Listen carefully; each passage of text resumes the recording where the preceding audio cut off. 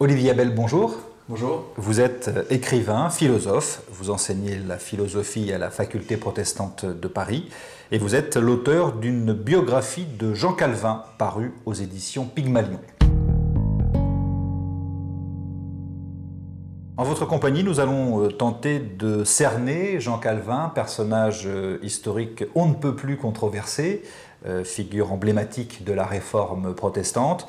Alors, on peut peut-être rappeler en préambule une sorte d'évidence que l'on a fini par oublier en France. Jean Calvin est français. Ah oui, il est absolument français. Il est né à Noyon, en Picardie. Et oui, pour moi, c'est vraiment...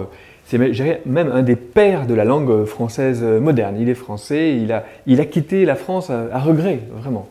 Alors, est-ce qu'on peut entrer dans le détail de la vie de Jean Calvin? Une enfance assez studieuse? Une enfance studieuse, un peu triste peut-être. Il perd sa mère très jeune et très tôt. Et donc, d'une certaine manière, il se réfugie dans le latin, dans l'étude.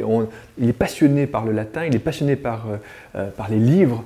Et il va être un élève, un étudiant brillant, d'abord à Noyon, où son père a une fonction ecclésiastique importante. Oui, son père est une sorte de fonctionnaire de l'évêché de Noyon.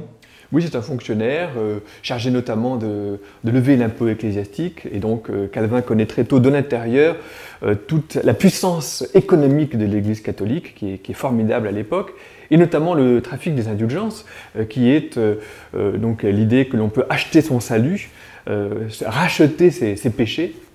Et donc, c'est contre ce trafic notamment que Luther, le fondateur de la Réforme, va lever, je dirais, l'étendard d'une révolte qui va être justement la cause du protestantisme. Donc oui, il fait des études, des bonnes études d'abord à Noyon comme collégien, puis à Paris. Et donc il va étudier le latin, il va étudier après il va commencer des études de droit, il va aller à Orléans, il va aller à Bourges, il va faire, je dirais, les grandes écoles de l'époque, celles qui sont l'école de la bourgeoisie en train de s'élever dans la hiérarchie sociale. En même temps, il est proche des grands nobles de Noyon, il tutoie les nobles, les comtes, les gens qu'il rencontre autour de lui à Paris, à Orléans, et qui sont justement les chefs de la France de l'époque, les jeunes chefs de la France de l'époque. Et donc dans les écoles que vous mentionniez tout à l'heure, à Bourges, à Orléans, il va progressivement se rapprocher des humanistes et des idées de Luther? Oui, au début, il ne fait pas la différence. Au début, c'est une époque où on va dire qu'il y a d'un côté tous les humanistes, au sens les rieurs, ceux qui pensent qu'il y a tout un fatras de superstitions héritées de la tradition qui vont disparaître. De toute façon, ça va disparaître et on va enfin arriver, je dirais, à une société, à une culture, mais aussi à une église de gens un peu plus libres, un peu plus autonomes, un peu plus adultes, on va dire. Alors, les rieurs ne vont durer qu'un temps parce que assez rapidement, dans les années 1535-1536, il est obligé de prendre la route de l'exil. On peut rappeler très brièvement pourquoi? Oui, c'est-à-dire qu'il y a plusieurs affaires successives. Il y a d'abord, lui-même, il a sans doute rédigé le discours du recteur de la Sorbonne, de l'Université de Paris, qui était un discours, on pourrait dire, protestataire, qui véhiculait les idées luthériennes et humanistes de l'époque. Et donc là, il est obligé d'aller se cacher, il est recherché par le guet. Et puis, un an plus tard, il y a l'affaire des placards. Et donc là, il y a vraiment des militants luthériens qui affichent des placards, c'est-à-dire justement des affiches jusque sur la porte du roi. François Ier. François Ier, pour dénoncer la messe comme superstition, comme rite superstitieux. Et alors là, vraiment, il y a une persécution, il y a beaucoup de gens qui vont être brûlés, qui vont être condamnés à mort. Et Calvin et quelques-uns de ses amis, Clément Marot et bien d'autres, sont obligés de partir. Alors, il prend donc la route, il fuit la France, on le retrouve à Strasbourg, à Bâle, puis à Genève, nous allons y revenir.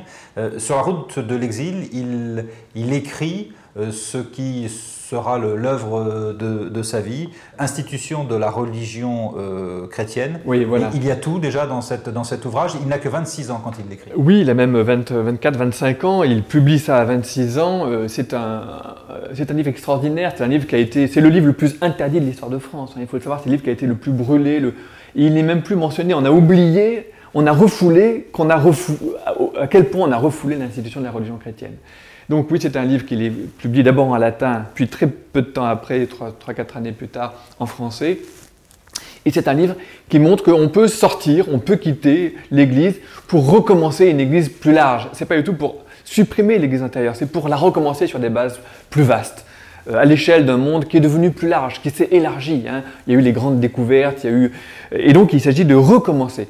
Institution de la religion chrétienne, de reformation, comment est-ce qu'on va reformer une religion chrétienne sur des nouvelles bases. Alors, vous l'avez dit, le livre est interdit en France, il est brûlé sur le parvis de Notre-Dame.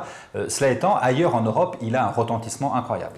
Immense. Alors justement, c'est ça qui va se passer. C'est-à-dire que Calvin, lui, ne cherchait, il avait fait une étude sur Sénèque, c'est un érudit. D'abord, lui, ce qu'il chercherait, son tempérament, c'est d'être tranquille dans son coin, avec sa robe de chambre, en train de travailler. C'est un érudit. Et puis l'histoire, malgré lui, à cause de l'autorité de ses publications, à cause de l'autorité de sa parole, pourtant timide, mais qui parle avec une liberté étonnante pour l'époque, va agglutiner autour de lui des réfugiés de toute l'Europe. Et donc s'organise autour de lui la réforme que Luther, d'une certaine manière, dont Luther n'était pas l'organisateur. C'est Calvin qui est l'organisateur de la réforme qui aurait pu se dissiper dans des opinions individuelles très diverses et que lui structure. Il faut canaliser. Il y a des énergies énormes. Hein, et Genève n'est pas du tout une espèce de Calvingrad glaciaire. Genève, c'est l'endroit où il finit par s'installer. Voilà, Genève, c'est donc là qu'il va établir la réforme. Et je dis, il me semble que Genève, c'est pas du tout une Calvingrad, une ville glaciaire, fermée, étroite, etc. C'est au contraire un volcan. Ce sont des révolutionnaires. Il y a une énergie à tout faire péter. Et il faut canaliser cette énergie pour qu'elle puisse résister aux forces énormes, ennemies qu'il y a autour. Il y a l'Empire Habsbourg, il y a Charles Quint, il y a la France, il y a l'Italie de l'autre côté. Ils sont encerclés d'ennemis et donc il faut l'organiser.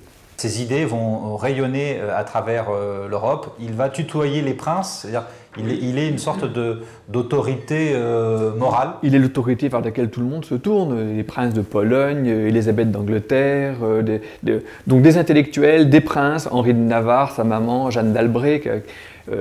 C'est un correspondant des princes. Donc d'une part, son propos, c'est de dire, les princes, vous avez une responsabilité comme magistrats. Il vous faut repenser une nouvelle société, une société plus libre et plus libre sous le regard de Dieu, on va dire. Bon. Et en même temps, il écrit à des petits persécutés qui, eux, ne sont pas des princes, qui sont des paysans, et à cela, il ne leur dit pas « restez sur place, résistez, il dit « partez, allez ailleurs. Puisque vous êtes persécutés, allez ailleurs. » Et il jette le modèle d'un nouvel homme, l'homme qui va devenir l'homme, le puritain américain, l'homme qui part ailleurs, recommencer une nouvelle société. Et donc les individus sont déliés détachés de leurs racines, de leur tradition, pour aller recommencer ailleurs une vie nouvelle, plus adulte.